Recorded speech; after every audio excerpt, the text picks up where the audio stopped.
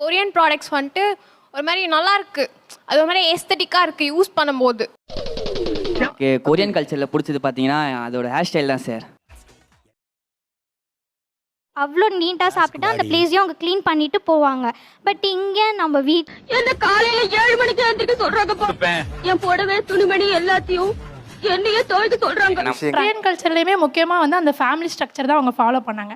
நம்ம வந்து பெரியவங்களுக்கு வந்து தலை வணங்குவோம், அதே மாதிரி அவங்க கல்ச்சரில் வந்து பவ் பண்ணுவாங்க. யாரா நீ? ஏன்பா பெரியவங்க கொஞ்சம் மரியாதையா பேசுப்பா. போடா என் தகப்பனையே வாடா போடாம உன்னை என்னடா சொல்றது? இங்க ஆ ஆ இக்கி சொல்றோம், அங்க ஆயா ஓயோன்னு படிக்கிறோம். இங்க வந்து இதா கவு அம்சம் ஆப்பா தெரியுமா பண்ணிட்டான். அவங்கள பார்த்தாலே கொஞ்சம் பாசிட்டிவா இருக்கிற மாதிரி தோணுது. இப்போ தமிழ் மக்களை பாருங்களேன், வந்து பேசும்போது சில பேர் வந்து உருன்னு பேசுகிற மாதிரி இருக்கும், சில பேர் வந்து பார்த்தோன்னே பயமாக இருக்கும் பேசுறதே அவங்களுக்கு பார்த்தோன்னே.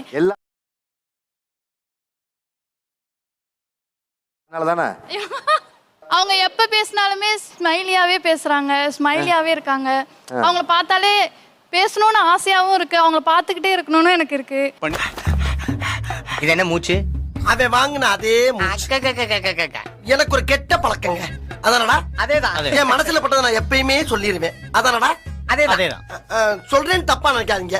அதானடா? அதேதான். சொல்லிடுறவா? சொல்லுங்க. நீங்க ரொம்ப ரொம்ப தப்பா பிகரா இருக்கீங்க.